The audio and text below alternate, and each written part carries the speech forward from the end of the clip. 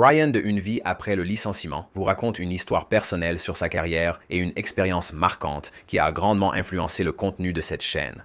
Comme vous le savez, j'enseigne aux gens à reprendre le contrôle de leur vie et à agir comme le président-directeur général de leur carrière. Je mets en pratique ce que je prêche. Soyons honnêtes, presque chacun d'entre nous a déjà pris une mauvaise décision dans sa carrière, ce qui nous a fait reculer. J'espère qu'en partageant mon parcours, cela vous encouragera à examiner votre carrière de façon plus analytique et à faire les ajustements nécessaires pour en devenir le président-directeur général. Avant d'aller plus loin, si vous voulez apprendre à devenir le président-directeur général de votre carrière, j'ai créé une newsletter gratuite pour vous l'enseigner. Chaque semaine, je partage des conseils pratiques pour vous aider à adopter la mentalité d'un propriétaire et à prendre le contrôle. Et je partage aussi des offres et des actualités réservées aux abonnés. Inscrivez-vous, c'est totalement gratuit. Tôt dans ma carrière, j'ai été recruté dans une petite entreprise.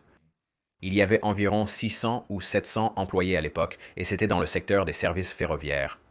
J'ai donc eu l'opportunité d'y entrer et mon titre officiel était responsable du recrutement et du développement, ce qui était un titre un peu étrange, mais en gros, je m'occupais du recrutement et des relations avec les employés.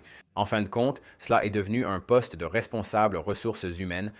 Bon, le travail que je faisais était très intéressant et une excellente expérience. Moi, j'ai vraiment pu avoir un impact sur l'entreprise. J'ai pu voir des gens être embauchés. J'ai pu voir des gens évoluer en tant que manager et c'était vraiment bien. Mais la raison pour laquelle j'ai accepté ce poste, c'était parce que je devais apprendre les ficelles auprès du vice-président du département, le vice-président des ressources humaines, et il était censé prendre sa retraite dans 18 mois. J'ai accepté ce poste pour apprendre les ficelles. Après 18 mois, j'étais censé avoir sa promotion. Et ensuite, j'aurais dirigé les ressources humaines pour toute cette entreprise. Mon patron, le vice-président, était très pointilleux sur sa façon de gérer les choses. Et il avait une façon un peu à l'ancienne de gérer les ressources humaines. Une chose remarquable à son sujet, c'est qu'il avait une grande empathie pour les employés, ce qui m'a beaucoup appris. Donc, en cas de problème avec les employés, ce n'était pas comme un service ressources humaines classique qui cherche toujours à te piéger. En fait, il veillait généralement sur la personne. Et seulement si tu étais vraiment un fauteur de troubles, tu te retrouvais sur une quelconque liste. Mais en général, il y avait une atmosphère très familiale, même si je déteste utiliser ce terme galvaudé. Les propriétaires de l'entreprise étaient formidables et j'ai toujours une bonne relation avec eux. C'était vraiment un environnement de travail et une ambiance familiale. Ce n'était pas un endroit de travail difficile, mais plutôt détendu. J'avais un degré de liberté assez élevé pour faire ce que je voulais faire. Je pouvais en quelque sorte choisir mon emploi du temps, aller où je voulais et il me suffisait de gérer mon bureau du mieux possible.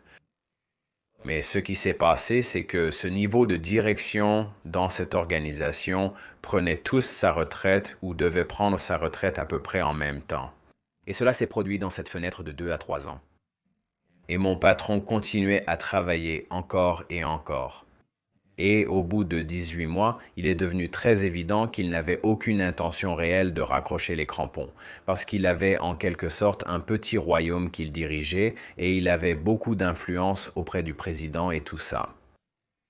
Alors j'ai continué à patienter pensant que j'allais finalement l'obtenir. On me préparait au sein d'un groupe de développement du leadership. Donc, il y avait certains d'entre nous qui étaient dans un cadre spécial où nous partions faire ces projets spéciaux et tout ça.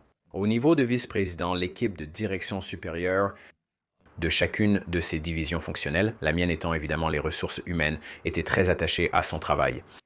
Et je veux dire, ils versaient vraiment de très belles primes. De très belles primes chaque année. C'était probablement difficile pour eux d'y renoncer, mais il est apparu que beaucoup ressentèrent la même chose. Ils ne voulaient pas lâcher leur emprise sur l'organisation. Ils voulaient continuer à faire ce qu'ils faisaient. Les membres du groupe de développement, du leadership, mes pairs, ont commencé à quitter l'organisation un par un. En réalité, l'un d'eux est parti présider une entreprise rivale. Finalement, un autre ami, ignoré à plusieurs reprises pour une promotion, a aussi quitté l'entreprise. Et je pense que parmi ce groupe de succession dont je faisais partie, seulement une personne sur 8 ou 10 a réellement atteint le niveau auquel elle était censée arriver dans cette organisation parce que ses dirigeants n'avaient tout simplement pas l'impression que quelqu'un pouvait prendre la relève. Ou alors il restait en poste trop longtemps, se convainquant qu'aucun candidat n'était à la hauteur. Mon patron me disait « Tu n'es pas encore prêt. Il y a encore des choses que tu dois apprendre. Nous devons encore te former ici, te former là. » Mais en réalité, il ne m'offrait aucune véritable opportunité de développement. J'étais livré à moi-même à ce niveau-là, tout comme mes collègues qui faisaient face à des situations similaires quand j'en discutais avec eux.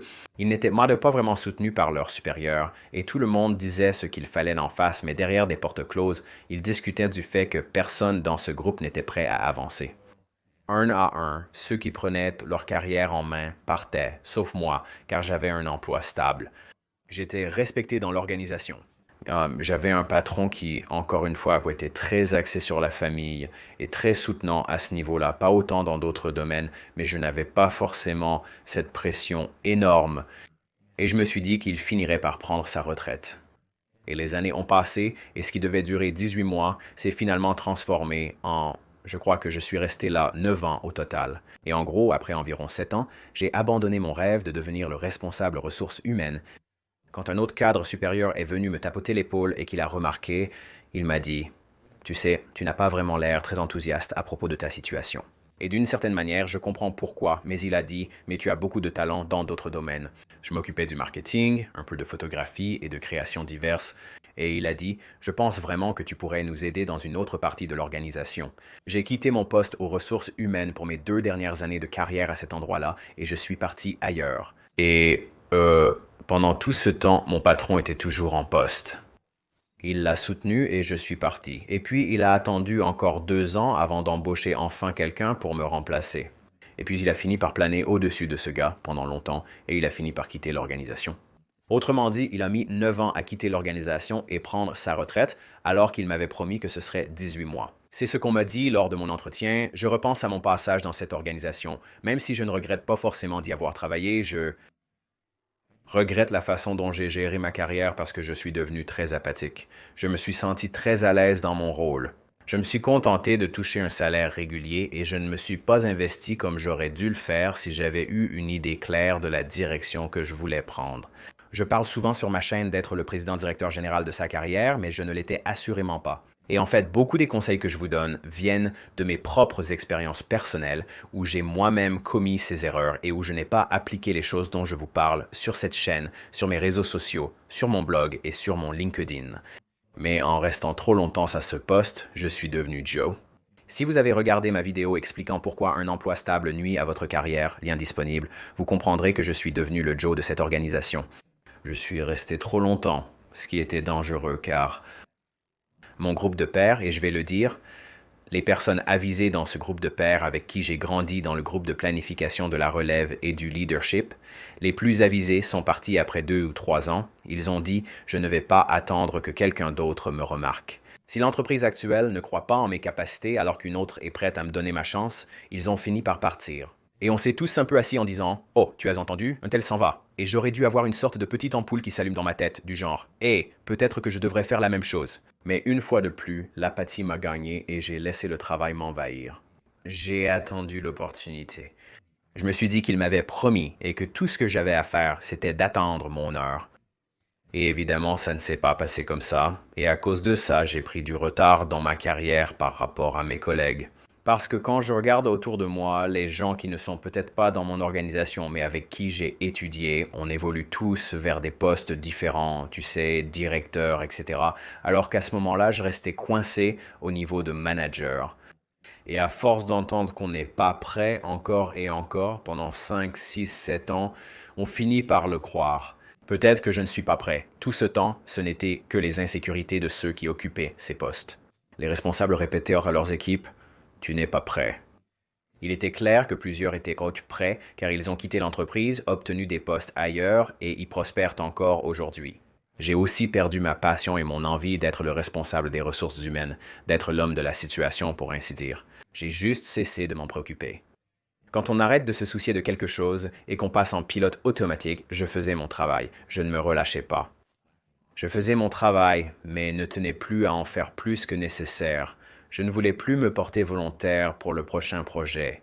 Je ne tenais plus à être considéré pour une promotion. J'étais un peu en mode pilote automatique et j'ai eu beaucoup de chance qu'un manager soit arrivé. D'une certaine manière, j'ai vraiment eu de la chance. Il est venu, m'a tapé sur l'épaule et m'a sorti de là. C'était presque comme s'il m'arrachait à cette mauvaise situation où j'étais, où je me sentais simplement, où tout semblait négatif.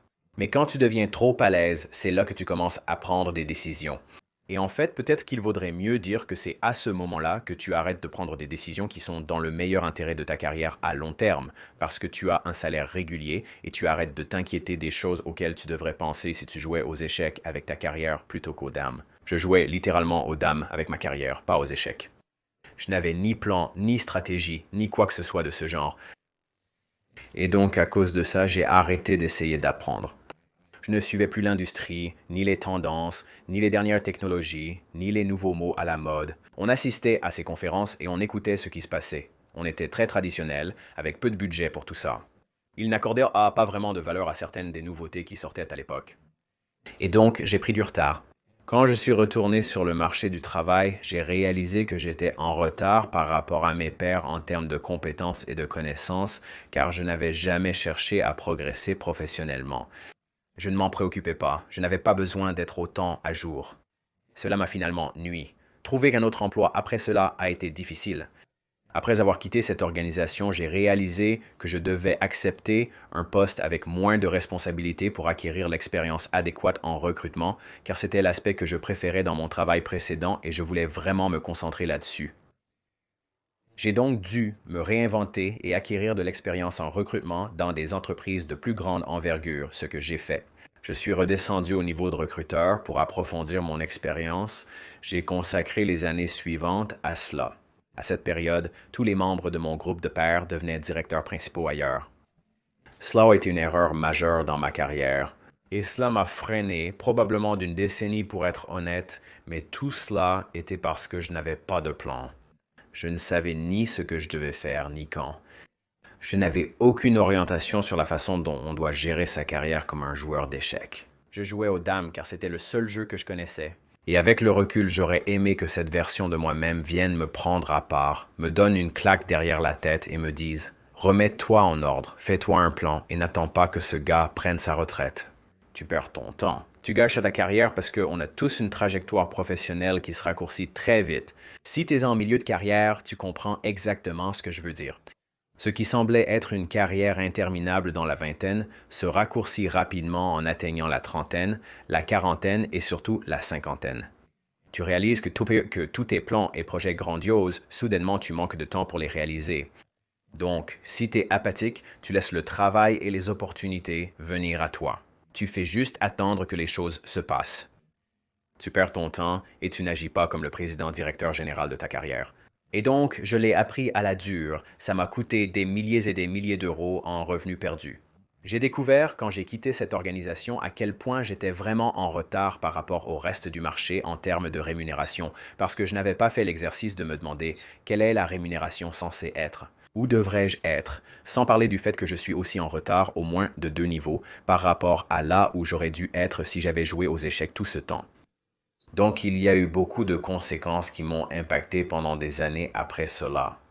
Donc la morale de toute cette histoire, c'est qu'il est vraiment important et crucial que si vous prenez votre carrière au sérieux et que vous voulez accomplir quelque chose dans votre carrière, de débuter l'apprentissage des échecs.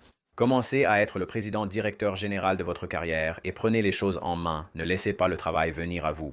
Maintenant, si vous êtes quelqu'un qui dit simplement « je veux juste un salaire régulier, tout le reste ne m'intéresse pas vraiment », alors cette vidéo n'est vraiment pas pour vous. Ceci s'adresse à quelqu'un qui cherche à progresser dans sa carrière. Il est bloqué. Il n'est pas satisfait de là où il en est. Ils sont frustrés. Je m'adresse à vous. Je crée une formation sur comment jouer aux échecs avec votre carrière. Autrement dit, comment devenir le patron de votre carrière, les étapes à suivre, les éléments à rechercher, etc. Si le sujet vous intéresse et que vous voulez faire partie des premiers informés de sa sortie, des réductions spéciales seront proposées. Je vous invite à vous abonner à ma newsletter pour plus d'infos sur la date de sortie. Dans tous les cas, commencez dès maintenant à agir comme le président-directeur général de votre carrière. Commencez à vous demander si vous passez trop de temps dans une organisation. Est-ce que vous attendez que quelqu'un reconnaisse vos efforts?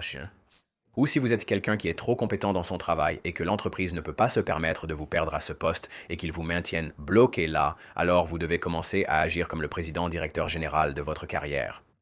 Je suis là pour ça. Consultez mon site web pour plus d'infos sur comment faire évoluer votre carrière.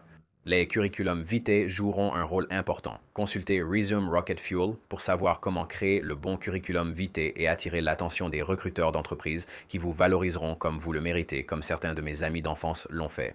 Lors des entretiens, il faut savoir se vendre efficacement, surtout pour une promotion. Il est crucial de convaincre les recruteurs qui sont généralement averses au risque. En somme, ils recherchent une personne qui effectuera le même travail, au même niveau, sans prise de risque. Ils veulent une correspondance parfaite avec la description du poste. Et j'ai toutes ces discussions avec mon responsable du recrutement en lui disant « Tu penses vraiment qu'une personne à haut potentiel va vouloir ton poste alors que c'est littéralement exactement le même travail qu'elle fait déjà?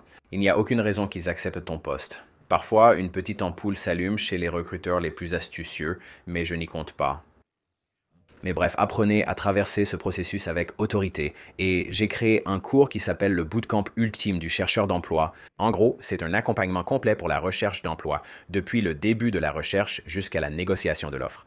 Je m'assure que vous ne laissiez rien sur la table. C'est une excellente formation, surtout si vous recherchez activement un emploi et pensez qu'une offre va arriver. Assurez-vous de ne pas laisser un centime sur la table. Et généralement, je peux vous obtenir bien plus d'argent que le coût de la formation. Je ne suis pas objectif, mais je pense sincèrement que ça en vaut la peine.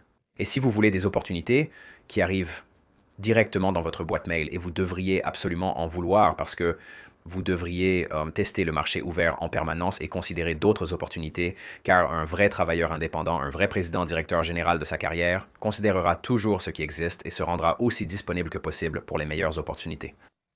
C'est là qu'intervient le fait de débloquer LinkedIn. Cela va vous apprendre à utiliser vos réseaux pour que les recruteurs vous contactent au lieu d'envoyer sans cesse des candidatures. Croyez-moi, il est bien plus facile de décrocher un emploi quand un recruteur vient à vous plutôt que l'inverse. Si vous avez besoin de plus de conseils, consultez ce cours. J'espère que ce long discours aura touché au moins une personne, mais merci d'avoir regardé. Suivez-moi sur LinkedIn pour plus de contenu. En ce moment, je passe beaucoup de temps sur LinkedIn où j'essaie vraiment d'apporter de la valeur. Donc, si vous êtes sur LinkedIn et que vous en voulez des conseils de carrière, assurez-vous de me suivre là-bas. Moi, je laisse toutes les informations dans la description de la vidéo, donc vous pouvez les consulter là-bas. Mais comme toujours, j'apprécie chacun d'entre vous et à la prochaine vidéo.